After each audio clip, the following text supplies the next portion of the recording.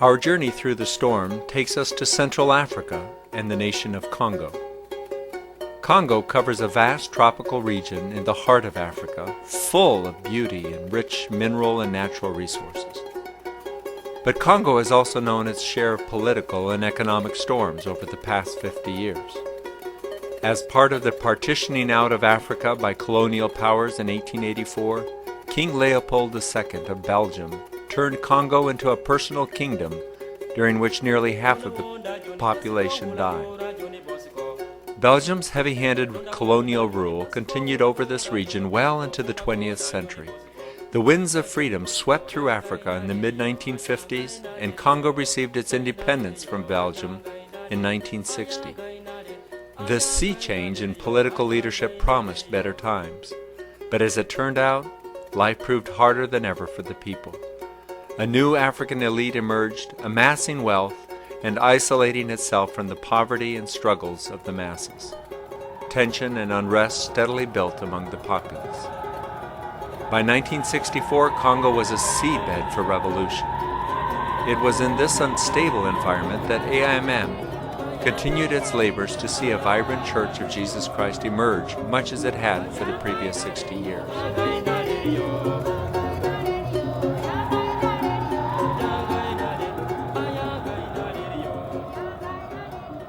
Jim and Jenny Bertsche had undertaken their first mission assignment in Congo in 1948.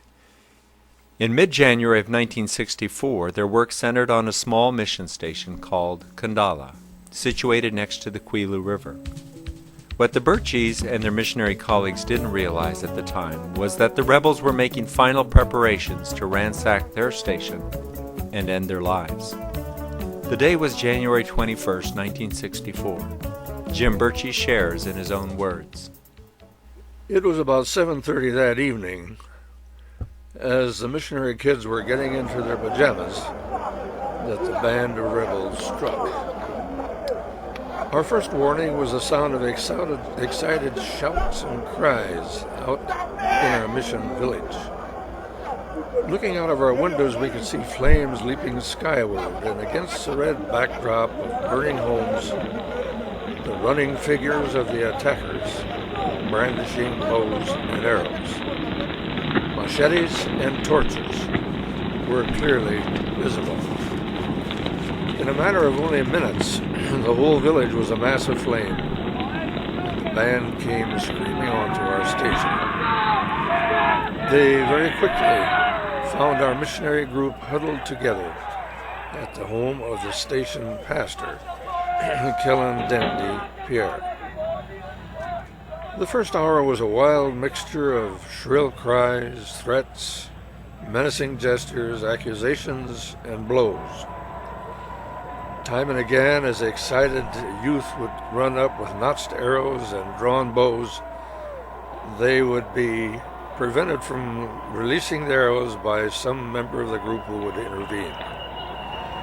A couple of times a honed machete knife descended flat side across a missionary back. There was the occasional sharp sting and a lash of a whip. There were shrill cries in the language of the local people, Twashie, meaning, let's kill them, let's kill them. Shoes, socks, watches, glasses were all removed and pockets were empty. We were herded about, pushed and pulled by an endless series of rough hands. Where's the gas? Where's the pastor? Why do you call in the soldiers? Why do you meddle in politics? Why have you spoiled our land? And there was a wild-eyed youth who, as he shook a razor-edged knife in our faces, shrilled at the top of his voice, Moscow, Moscow, the African version of the Russian city, Moscow.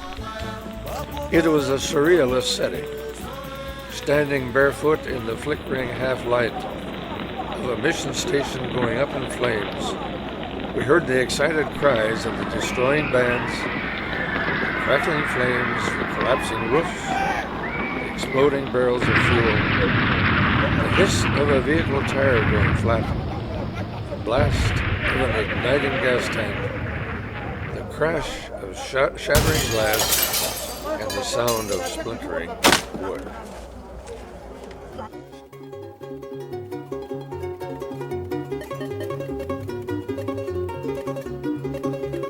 While chaos and destruction reigned on Kandala Station, 60 kilometers away at the mission station of Mukedi, another outburst of rebel activity was about to be unleashed. It was here that Peter and Gladys Buller and their family lived and worked among the local people. In the early morning of January 23rd, missionary Peter Buller recounts the unfolding events. There was a voice on the veranda. Dr. Nickel called, "Pete, it's an emergency. A messenger has come with a letter signed by the Mother Superior of the Catholic Mission Station at Kalembe.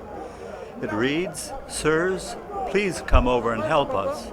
Last night all the priests of the mission were massacred. Terrible. Please come get us, to take us if possible.'" The Catholic school director, having carried his message to Mukedi, waited on the missionary veranda. The missionary men knew they had to respond to the desperate plea for help that had come. But what should be the plan? A flurry of consultations followed. As a pickup truck was being readied, questions followed questions. Who should go? How many? With what in hand? To do what? Buller and Nickel soon made their decision. They would leave immediately.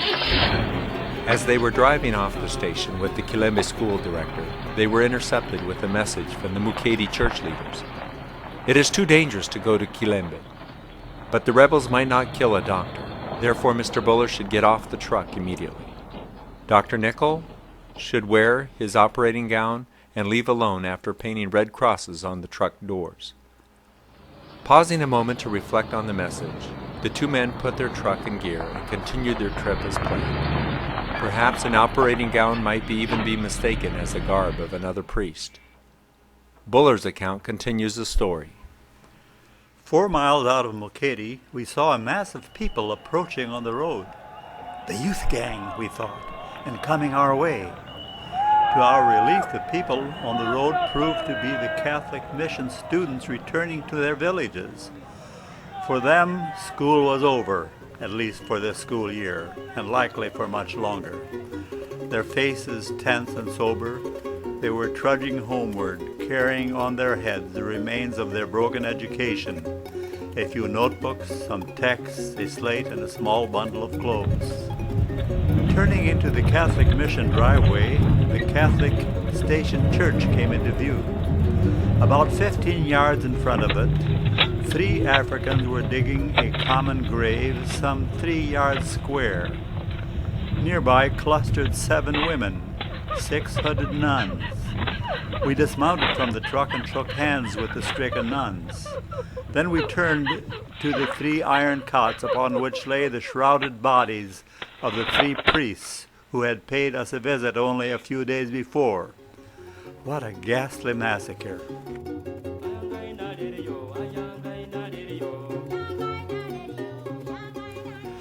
I helped lift the leaden wood bamboo stretcher into the too shallow grave. An African man stood with his face turned away. He is crying and saying over and over, "God, God, God, this is terrible." The Congolese student priest chanted a short burial service. As we turned away, a rock crashed onto the fallen roof of the dead priest's residence. Startled, we looked back. The Mother Superior, referring to the crashing stone, said, "That is the way it started last night." Quickly, we mounted the pickup truck and bounced the 10 miles back to Mukedi, bringing the nuns with us. One nun tenderly cradled in her arms a newly born African infant that had been orphaned in their maternity the night before.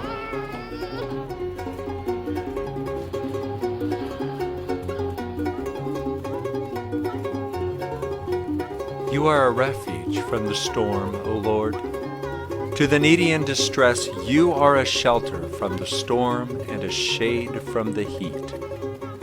For the breath of the ruthless is like a driving storm, but you silence the roar of foreign nations.